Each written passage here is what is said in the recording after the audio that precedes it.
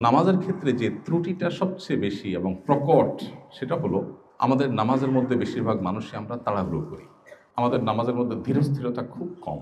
নামাজ নিয়ে যদি আমরা এখানে যত মানুষ আছি সবাইকে একটা করে ফরম দেওয়া হয় বা কাগজ কলম দেওয়া হয় যে আপনি আপনার নামাজের কোন জায়গাটা নিয়ে আপনার স্যাটিসফ্যাকশন নাই, আপনি কোন জায়গাটা নিয়ে আপনার অভিযোগের জায়গা, নিজের প্রতি নিজের অভিযোগ যে আমার নামাজের এই জায়গাটা নিয়ে আমি তৃপ্ত না, তাহলে আমার মনে হয় বেশিরভাগ মানুষই বলবেন মনোযোগ নাই আমাদের।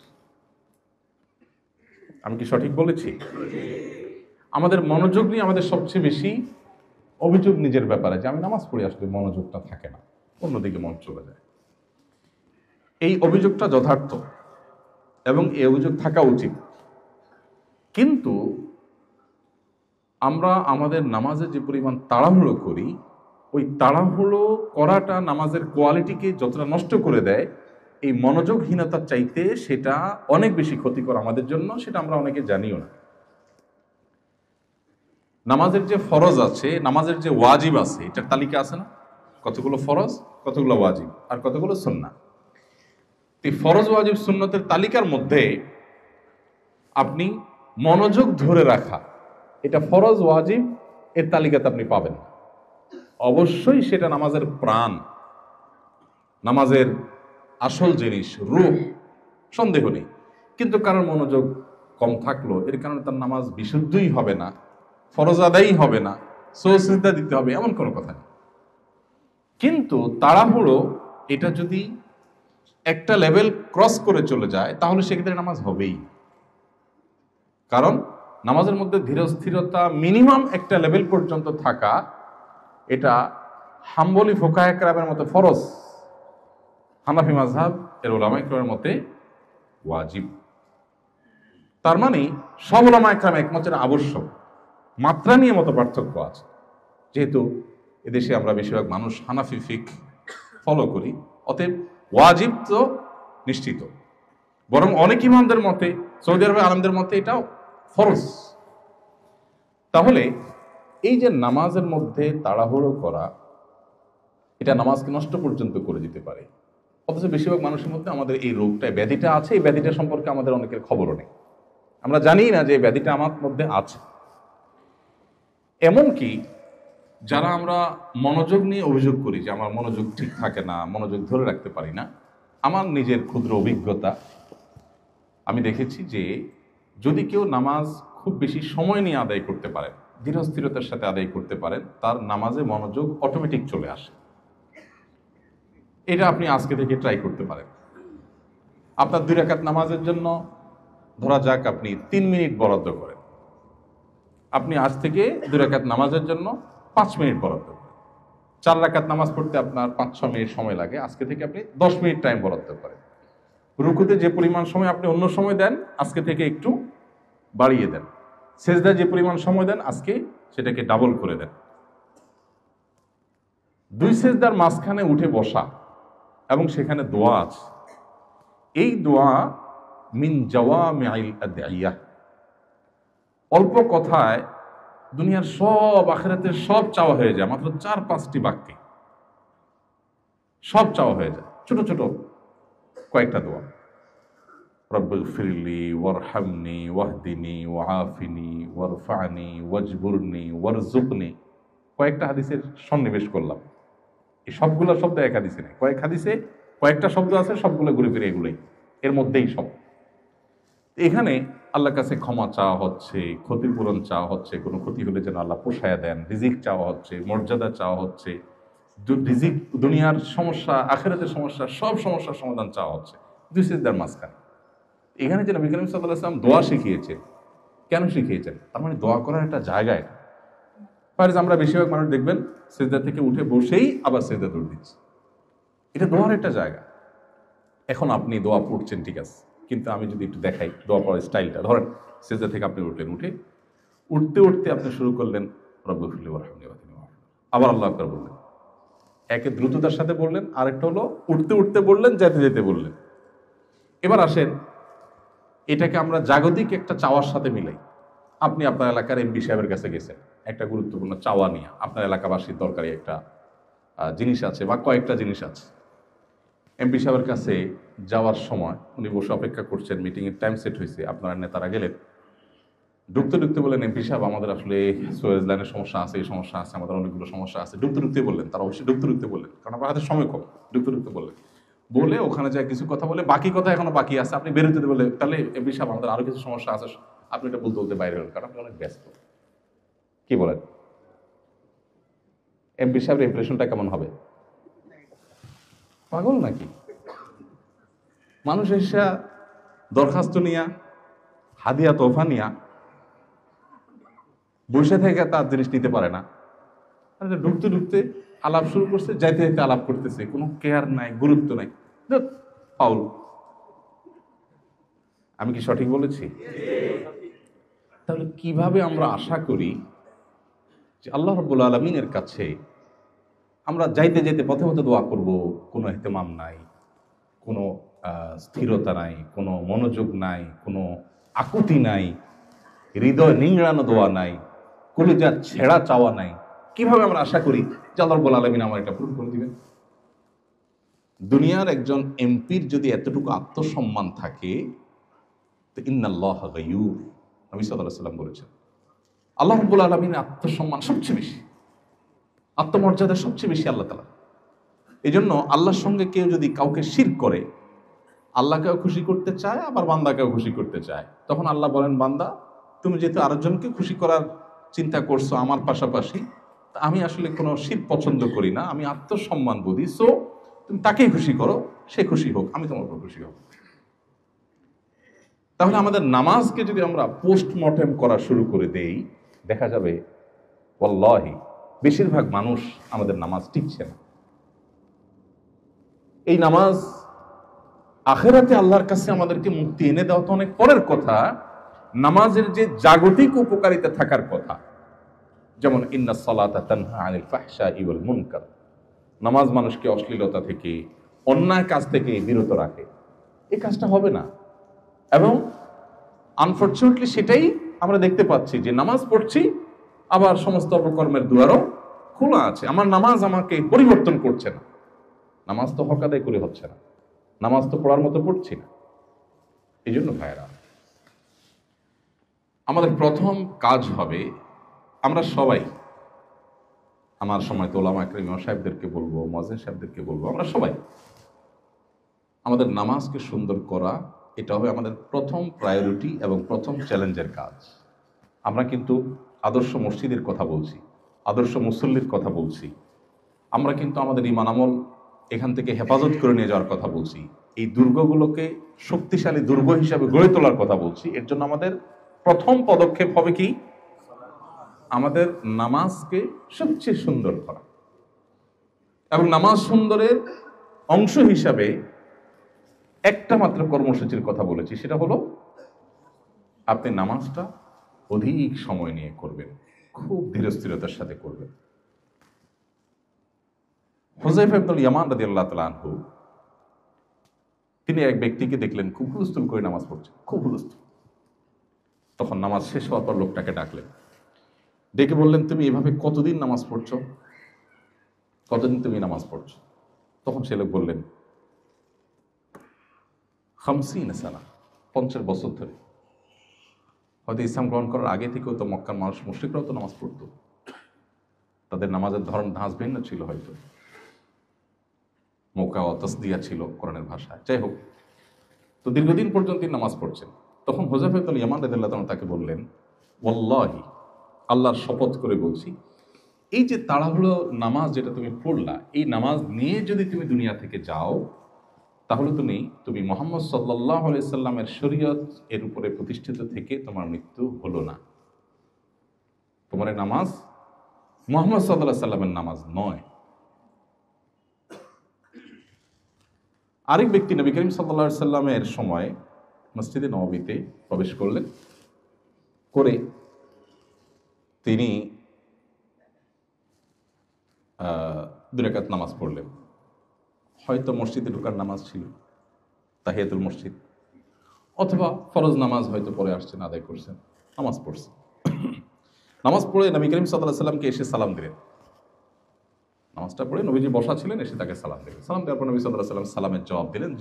জবাব দিয়ে বললেন, ইরজা ফাসাল্লি ফাইন্নাকা লাম তুসাল্লি, তুমি যাও আবার নামাজ পড়ো, কারণ তোমার নামাজ হয়নি। বেচারা উঠে গিয়ে আবার নামাজ পড়লেন, পড়ে এসে আবার সালাম দিলেন। নবী সাল্লাল্লাহু আলাইহি ওয়াসাল্লাম এবারও সালামের জবাব দিয়ে একই কথা বললেন, যাও তুমি নামাজ পড়ো, তোমার নামাজ হয় নাই। ভদ্রলোক আবারও গেলেন, যে তিনি আবারও নামাজ পড়লেন, পড়ে আসলেন, এসে আবার নবী সাল্লাল্লাহু আলাইহি ওয়াসাল্লামকে সালাম দিলেন। নবী সাল্লাল্লাহু আলাইহি ওয়াসাল্লাম এবারও একই কথা বললেন, 3 বার নামাজ পড়লেন। এখানে একটু থামি, আমি এই কথায় আসবো, এই জায়গাটায় আসবো, মাঝখানে একটু এখান থেকে একটা শিক্ষা নিয়ে নিই। এই ঘটনা যদি আমাদের সাথে ঘটতো, ধরেন নবী করিম সাল্লাল্লাহু আলাইহি ওয়াসাল্লামের সময়ে আমরা 2 রাকাত নামাজ পড়ে এসে সালাম দেওয়ার পর বললেন যে তোমার নামাজ হয়নি, আবার পড়ো। পড়লাম, পড়ে আসলাম, আবার সালাম দিলাম, তিনি আবারও পাঠাইলেন, আবার পড়ে আসলাম, আবারও পাঠাইলেন। 3 বার এভাবে নামাজ পড়লেন সেই ব্যক্তি। আমাদের সময় যদি হইতো আমরা কি করতাম বলেন তো? মানে একটু আমরা করি, কি হতে পারতো? হ্যাঁ, বিরক্ত হইতেন, বিরক্তি বোধ করে কি করতেন? একটা রিপ্লাই তো আসতো, সেটা কি হতে পারতো? হ্যাঁ হ্যাঁ, না সংঘর্ষ, আল্লাহ রাসূল যেহেতু ডাইরেক্ট সংঘর্ষ হয়তো হতো না। ইয়েস, কিভাবে পড়বো, এই যে সঠিক। আমরা হলে বলতাম আপনি আমাকে বলে দিলেই তো হয়, আমার এতবার নামাজ পড়াচ্ছেন, কি সমস্যা, সমস্যাটা কি? আপনি আপনার হুজুরকে দিয়ে চিন্তা করেন, আপনার ইমাম সাহেব যদি আপনাকে এই কাজটা করেন, আপনি কি করবেন? বলবেন হুজুর আপনি আমার সোজা বলে দিতে পারতেন, এত আর বলার দরকার কি, আপনি বলছেন না কেন? নবী করিম সাল্লাল্লাহু আলাইহি সাল্লামের শিক্ষাদান পদ্ধতি নিয়ে বহু গবেষণা হয়েছে পৃথিবীতে, বহু পিএইচডি হয়েছে। আপনারা একটা হাদিস শুনবেন, সম্ভবত আবু যর গফার রাদিয়াল্লাহু তাআলার সাথে নবী সাল্লাল্লাহু আলাইহি ওয়াসাল্লাম বের হয়েছেন। শীতকালে গাছের পাতাগুলো সব গোড়া বোটা একেবারে নরম হয়ে থাকে, একটু না দিলে ঝরে পড়ে। তো নবী সাল্লাল্লাহু আলাইহি ওয়াসাল্লাম তাকে নিয়ে ফজরের পরে বের হলেন। এরকম একটা গাছ, এর পাতা সবগুলো পেকে আছে, ঝরে পড়বে। আমাদের দেশে তো শীতের সময় খুব বেশি ঝরে পড়ে না, ইউরোপে, পৃথিবীর অন্যান্য দেশে, যে ঠান্ডা প্রধান দেশগুলোতে, জাপানে, কোরিয়াতে, অন্যান্য দেশে যারা গেছেন তারা জানেন যে শীতের সময় গাছের শুধু ইয়েটা থাকে, কঙ্কালটা থাকে, ডালগুলো থাকে, পাতা সব পড়ে সাফ হয়ে যায়, আবার নতুন পাতা গজায়। তো নবী সাল্লাল্লাহু আলাইহি ওয়াসাল্লাম এরকম প্রচন্ড ঠান্ডা, পাতাগুলো সব ঝরে পড়ার জন্য প্রস্তুত হয়ে রয়েছে, 2-4টা পড়ছে, উনি গাছটা ধরে জোরে ঝাঁকুনি দিলেন, সব পাতাগুলো পড়ে গেল, সামান্য কিছু হয়তো ছিল। এবার আবু যর গফার রাদিয়াল্লাহু আনহুকে বলছেন যে আবু যর, আপনি জানতে চাইলেন না আমি কেন এই কাজটা করলাম, আপনি আমাকে জিজ্ঞেস করলেন না। এবার আবু যর গফার রাদিয়াল্লাহু আনহু বলছেন, রাসূলুল্লাহ কেন করেছেন? তখন নবী সাল্লাল্লাহু আলাইহি ওয়াসাল্লাম বলেছেন, এই যে গাছের পাতাগুলো নাড়া দিলাম আর সব ঝরে পড়ে গেল, কোন আল্লাহর বান্দা যখন 5 ওয়াক্ত নামাজ সময় মতো সুন্দর করে সঠিকভাবে আদায় করেন, তার ছোটখাটো গুনাহগুলো এইভাবে ঝরে একদম সাফ হয়ে যায়। আমরা যদি হতাম হয়তো বলে বসতাম, এই কথাটা আপনি শুরুতে বললেই তো, আপনি আগে ঝাড়া দিলেন, এরপর বললেন আমি কেন ঝাড়া দিলাম তুমি জিজ্ঞেস করলে না, তারপর আমাকে উত্তর দিলেন। যারা টিচিং মেথড নিয়ে গবেষণা করেন সারা ওয়ার্ল্ডে, নবী করিম সাল্লাল্লাহু আলাইহি ওয়াসাল্লাম এক একটা হাদিস নিয়ে হাজারো পৃষ্ঠার বড় বড় থিসিস এবং গবেষকদের গবেষণা আইটেম এখানে আছে। একজন মানুষকে একটা কথা বলার আগে, শেখাবার আগে তাকে তার অ্যাটেনশন গ্রো করা, প্রশ্ন করে উত্তরের জন্য তাকে আগ্রহী করে তোলা, আর অনেকগুলো দিক এখানে আছে। যাই হোক, তো এই যে নবী করিম সাল্লাল্লাহু আলাইহি ওয়াসাল্লাম ওই ব্যক্তিকে 3 বার নামাজ পড়ালেন, এরপর তিনি বলছেন, হে আল্লাহ রাসূল, আমাকে আপনি শিখিয়ে দিন, আল্লাহর শপথ করে বলছি যে আল্লাহ আপনাকে রাসূল করে পাঠিয়েছেন, আমি এর চেয়ে সুন্দর নামাজ আর পারি না, অতএব আপনি আমাকে শিখিয়ে দেন। কথা দেখেন, কথার ধাঁচ দেখেন, কেন সাহাবীরা সাহাবী আর কেন আমরা, তাদের সাথে আমাদের পার্থক্য আকাশ পাতাল। কেন কেন নবী সাল্লাল্লাহু আলাইহি ওয়াসাল্লাম বলেছেন তোমাদের কেউ যদি সামান্য পরিমাণ আল্লাহর রাস্তা দান করে, এই মদিনার কয়েক কিলোমিটার বিশিষ্ট উহুদ পাহাড় সমপরিমাণ স্বর্ণ পরবর্তীরা দান করে তোমাদের মর্যাদার সমান হতে পারবে না। কেন এটা বলেছেন? পার্থক্যটা কত বেশি তাদের সাথে আমাদের। এই ঘটনাগুলো প্রত্যেকটা হাদিসের পরতে পরতে আপনি শিক্ষাগুলো পাবেন। আমরা এখানে জাস্ট শিক্ষাটা নিলাম। এবার মূল পয়েন্টে আসি। ওই ব্যক্তিকে নবী সাল্লাল্লাহু আলাইহি সাল্লাম বললেন যে আবারও পড়ো। তখন বললেন যে আমাকে আপনি শিখিয়ে দেন, কারণ ইচ্ছে ভালো নামাজ আমি আর যাই না। তখন নবী সাল্লাল্লাহু আলাইহি ওয়াসাল্লাম তাকে শিখালেন যে তুমি যখন দাঁড়াবে সূরা কিরাত পাঠ করবে, তারপর তুমি রুকুতে যাবে, রুকুতে যাওয়ার পর হাত্তা তাতমাইন্না রাকিআন, রুকুতে গিয়ে তুমি একেবারে স্থির হওয়া পর্যন্ত অপেক্ষা করবে। তার মানে এরপরে রুকু তোমার স্টার্ট হলো। এরপর রুকু থেকে তুমি যখন মাথা তুলে সোজা করবে তখন তুমি দাঁড়াবে, একেবারে টান টান সোজা হওয়া পর্যন্ত অপেক্ষা করবে, তাহলে তোমার দাঁড়ানোটা কমপ্লিট হবে। এরপর তুমি যখন সেজদায় যাবে তুমি একইভাবে সেজদা গিয়ে একেবারে স্থির হওয়া পর্যন্ত অপেক্ষা করবে, তারপর তোমার সেজদা শুরু হলো। সেজদা থেকে সোজা হয়ে বসে তুমি একবারে টান টান সোজা হয়ে বসবে, তারপর বসাটা তোমার কমপ্লিট হবে। এইভাবে প্রতিটি কাজ ধীরে ধীরে তোমাকে করতে হবে। এটা নবী সাল্লাল্লাহু আলাইহি ওয়াসাল্লাম সেই সাহাবীকে শিখালেন। এবার আসেন আমরা যে নামাজ পড়ি, এই হাদিসকে এক পাশে রাখি আর আমাদের নামাজের দৃশ্যকে এক পাশে রাখি। আমরা কিভাবে পড়ি? আমাদের নামাজের ধরনটা কি আমি বলি, সুবিধা হবে, কারণ আমি তো আপনাদেরই একজন, রোগীদেরই একজন। আমরা হাত বেঁধেই 4G বা 5G গতিতে আমরা সানা শুরু করে দিই। এরপর সূরা ফাতিহা, অন্য সূরা মিলানো। আমরা মনে করি মোবাইলে যেহেতু যত গতি হয় তত ভালো, আমাদের বোধ হয় নামাজেও গতি যত হয় তত ভালো। সব জায়গায় যে গতি ভালো না, এখানে বরং যদি গতি কম হবে তত ভালো, এটা আমরা বুঝি না। অনেকে শুরু করি হুলস্থুল করি, আলহামদুলিল্লাহ পড়ে আল্লাহর প্রশংসা যে করি, সেই প্রশংসাটা হয় খুবই হুলস্থুলের সাথে। আলহামদুলিল্লাহ আলমিন রহমান রহিম মালিক ইয়াউমিদ্দিন। এই যে আলহামদুলিল্লাহ আলমিন রহমান রহিম মালিক ইয়াউমিদ্দিন, এগুলো তো একটা মিনিং আছে নাকি? আলহামদুলিল্লাহ রাব্বিল আলামিন, যিনি সকল জগৎসমূহের পালনকর্তা, সে আল্লাহর জন্য সকল প্রশংসা, প্রশংসা করছেন। আর রহমানির রহিম, যিনি পরম দয়ালু, সীমাহীন অনুগ্রহকারী। মালিক ইয়াউমিদ্দিন, যিনি কিয়ামতের দিবসের মালিক, অধিপতি, অধিকারী। সেদিনের আধিপত্য তাহার এককভাবে তিনি কন্ট্রোল করবেন। এভাবে প্রত্যেকটা আয়াতের অর্থ আছে। আল্লাহকে আপনি এগুলো প্রশংসা নিবেদন করছেন, কিন্তু প্রশংসা নিবেদন করার সময় আপনি পড়ছেন কি? আলহামদুলিল্লাহ আলমিন রহমান রহিম মালিক ইয়াউমিদ্দিন, মানে আপনি জপছেন, কিছু একটা জপছেন। এবার আসেন, আমি এর আগে এমপি সাহেবের কথা বলছি, আবার এমপি সাহেবের কাছে ফিরে আসি। আপনি আপনার এমপি সাহেবের কাছে গেছেন, প্রধানমন্ত্রীর কাছে গেছেন, প্রধান উপদেষ্টার কাছে গেছেন, দুনিয়ার কোনো পাওয়ারফুল ব্যক্তির কাছে গেছেন, যায় বা তাকে আপনি দাওয়াত দিয়ে আনছেন আপনার মাহফিলে, আপনার প্রোগ্রামে। এরপর প্রশংসা বাক্য পড়ে পাঠ করছেন। তো আপনার হাতে সময় কম, সেজন্য বলতেছেন যে এমপি সাহেব আপনার মতো মানুষ হয় না, আপনি অনেক ভালো মানুষ, মাশাআল্লাহ আপনার বাপদা 14 গোষ্ঠী ভালো, আপনি অনেক দানশীল মানুষ, আপনি অনেক কিছু করছেন, হান করছেন, তার করছেন। আপনি এমন হুলস্থুল ভাবে বলছেন যে কি বলছেন সেটা পুরো ক্লিয়ার না, পরিষ্কার না। আপনার এই প্রশংসায় কি এমপি সাহেব খুশি হবে না বেজার হবে? বলবে দাওয়াত না দিতা সেটাই ভালো ছিল, ডাইকাই নাই, অপমানটা না করলেও পারতাম, এ কথা বলবে না? তাহলে এবার আপনি চিন্তা করেন, আপনি সূরা ফাতিহা পড়ছেন তুফাল মিলে 4G 5G গতিতে, আপনার পড়ার ভিতরে কোনো মাধুর্য নাই, কোনো আল্লাহর প্রতি প্রশংসার প্রকাশের কোনো অনুভূতি নাই, অনুভব নাই, ফিলিংস নাই, আপনার দিল থেকে আপনি বলছেন না, মুখ দিয়ে শুধু জপছেন। এই প্রশংসা আল্লাহ সুবহানাহু ওয়া তাআলা অ্যাকসেপ্ট করবে, এটা আপনি কিভাবে চিন্তা করতে পারেন? এভাবে আমরা অন্য সূরাও শেষ করি। আসেন এবার রুকুতে যাই। আমাদের রুকুর অবস্থা কি? সূরা ফাতিহা পড়লেন, আরেকটা সূরা মিলাইলেন, শেষ করলেন, একটু ব্রেক দিলেন, শেষ হলো। এরপরে আপনি আল্লাহু আকবার বলে রুকুতে যাবেন।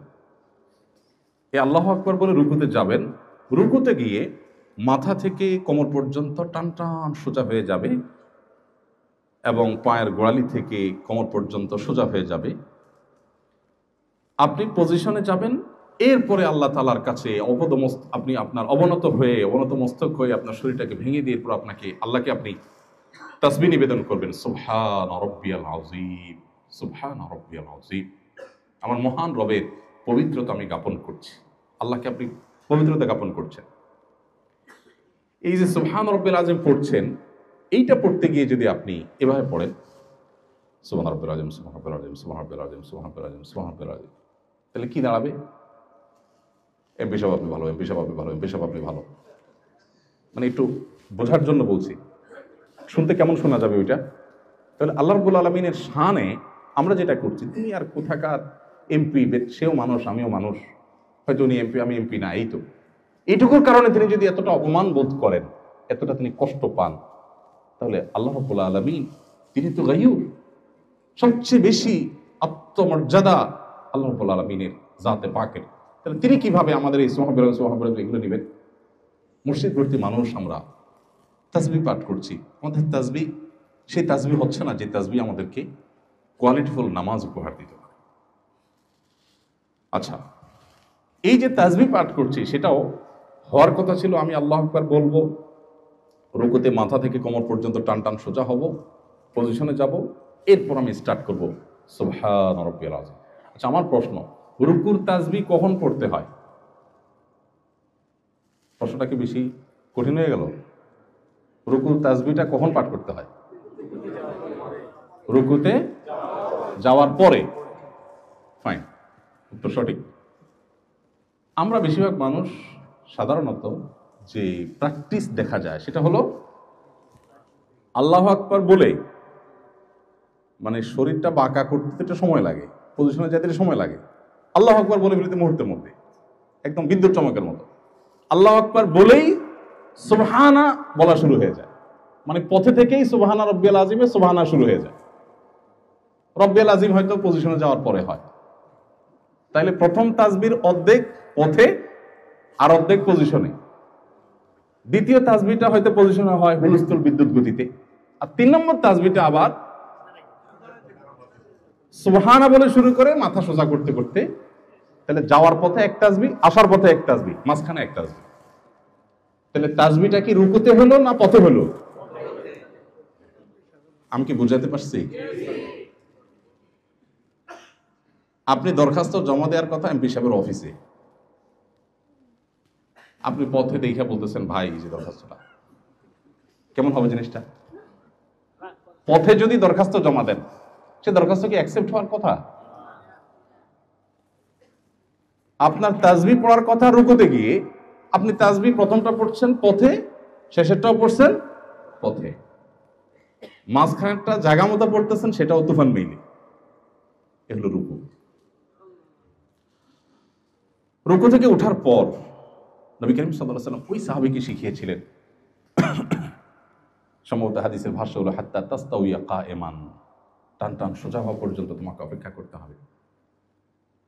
এখন আপনি সামি আল্লাহু লিমান হামিদা বলে মাথাটা সোজা করতে দেরি, আবার নামাতে দেরি, পুরো সোজা হতে দিচ্ছেন না। হওয়ার কথা ছিল আপনি সোজা হবে, সামি আল্লাহু লিমান হামিদা, সোজা হয়ে গেছেন। এবার স্টার্ট হবে রব্বানা ওয়া লাকাল হামদ, রব্বানা লাকাল হামদ। হাদিসে কয়েকভাবে আছে, কিন্তু সেটা হবে রুকু থেকে সোজা হয়ে টান টান দাঁড়িয়েছেন। এবার আপনি দাঁড়িয়ে আল্লাহকে প্রশংসা করছেন। নামাজের মূল থিমটা কি? আমি দাঁড়িয়ে প্রশংসা করেছি আল্লাহকে, এরপরে আবেগে আপ্লুত হয়ে শরীরটা ভেঙে দিয়ে আল্লাহর সামনে নুয়ে পড়ে বিনয়ে অবনত হয়ে তারপর আল্লাহর পবিত্রতা জ্ঞাপন করছি। সেভাবে কিছুক্ষণ প্রতি পবিত্রতা জ্ঞাপন করার পর আবারও আমি দাঁড়িয়ে গেলাম, দাঁড়িয়ে টান টান সোজা হয়ে এবার আল্লাহকে আবার প্রশংসা জ্ঞাপন করব, সেই প্রশংসা জ্ঞাপন করব দাঁড়িয়ে। অতএব দাঁড়িয়ে টান টান সোজা হলাম, এরপরে স্টার্ট হবে রব্বানা ওয়া লাকাল হামদ হামদান কাসীরান তাইয়িবান মুবারাকান ফীহ। প্রত্যেকটা শব্দের মিনিং আছে, সেটা বুঝে বুঝে আমি আল্লাহকে নিবেদন করব। হয়ে গেছে দাঁড়ানোর পরের তাসবিহ পড়া, এরপর আমি আল্লাহু আকবার বলে সিজদায় যাব। সিজদাও কিন্তু ওই একই কাহিনী হয়, সুবহান রাব্বিয়াল আলা, পথে যাইতে আসতে মাঝখানটা তুফান মিলে ফোরজি গতিতে শেষ সিজদা।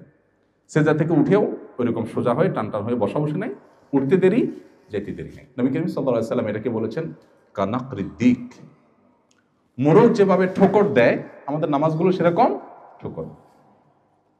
কথাগুলো এই জন্য বলছি, ওই যে নবী সাল্লাল্লাহু আলাইহি ওয়াসাল্লাম বলেছেন কিয়ামতের আগে মসজিদ ভর্তি মুসল্লি হবে।